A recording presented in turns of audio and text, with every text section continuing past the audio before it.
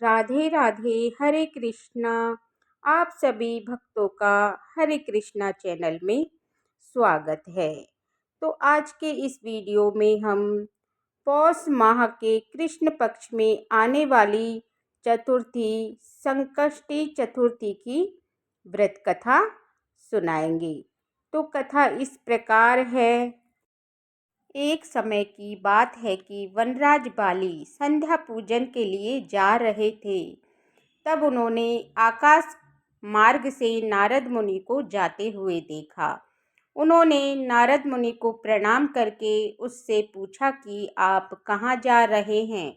तब नारद मुनि ने बताया कि मैं लंकापति रावण ने देवराज इंद्र को परास्त करने के उपलक्ष्य में राजभोग आयोजन किया है, इसलिए वह लंका जा रहे हैं। कुछ देर बाद मुनि ने चुटकी लेते हुए कहा, अब तो पूरे ब्रह्मांड में रावण का ही आधिपत्य है। देवता और मनुष्य सहित सभी प्राणी रावण के आगे शीश झुकाते हैं। यह सुनकर बाली बोले, मुनिवर, अपने वरदान अपने बल का प्रयोग करके उन लोगों को दबाया है। वो निर्बल हैं, लेकिन मैं आपको बता दूं, मैं उनमें से कदापि नहीं हूँ। आप चाहे तो मेरी ये बात रावण को स्पष्ट कर सकते हैं। इसके बाद नारद मुनि लंका पहुँचे और उन्होंने रावण को बलराज बाली द्वारा बताई गई बात बढ़ा चढ़ाकर बता दी। यह सुनकर रावण को क्रोध आया। उसने अपनी सेना को युद्ध के लिए तैयार होने का आदेश दिया।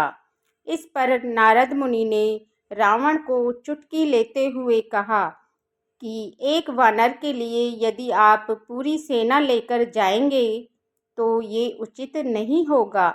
ऐसे में रावण ने बाली से अकेले में युद्ध करने की ठान ली और वह राजा बाली के पास पहुंचा। रावण ने संध्या करते हुए बाली को पीछे से पकड़ लिया, जिससे राजा बाली को बहुत गुस्सा आया।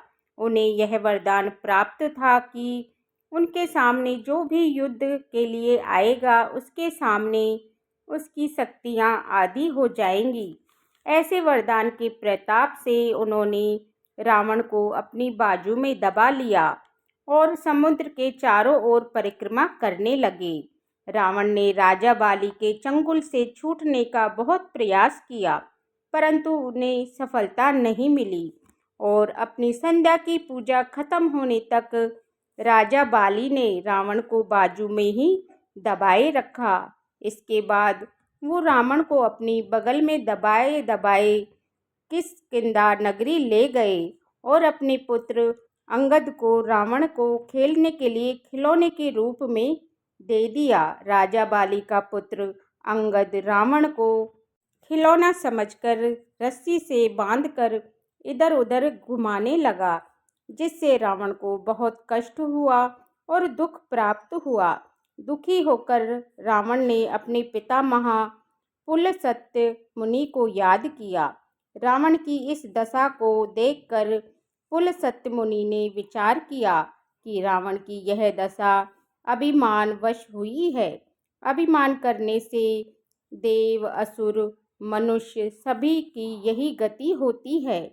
तब पुलस्त्य मुनि ने रावण से पूछा, तुमने मुझे क्यों याद किया है? रावण बोला, हे पितामह, मैं बहुत दुखी हूँ। यहाँ नगरवासी मुझे धिक्कारते हैं।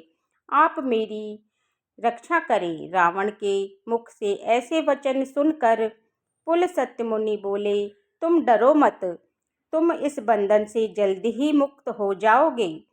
तुम विघ्न विनाशक गणेश जी का व्रत करो। पूर्व काल में वृत्तासुर की हत्या से छुटकारा पाने के लिए इंद्र ने इस व्रत को किया था, इसलिए तुम भी संकष्टी चतुर्थी के व्रत करो। पुलस्त्य मुनि द्वारा कहे जाने पर रावण ने भक्ति पूर्वक संकष्टी चतुर्थी के व्रत को किया और उसे उस बंधन से मुक्त होकर अपने राज्य को पुनः प्राप्त किया।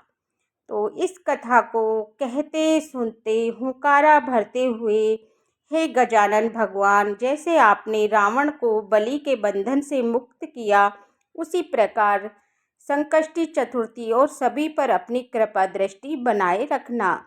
जय हो गजानन भगवान की जय।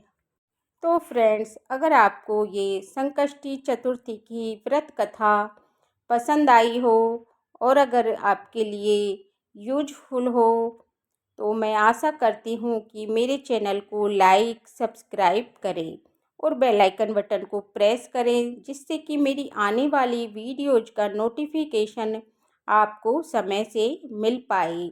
देखने के लिए बहुत बहुत धन्यवाद। जय हो गजानन भगवान की जय।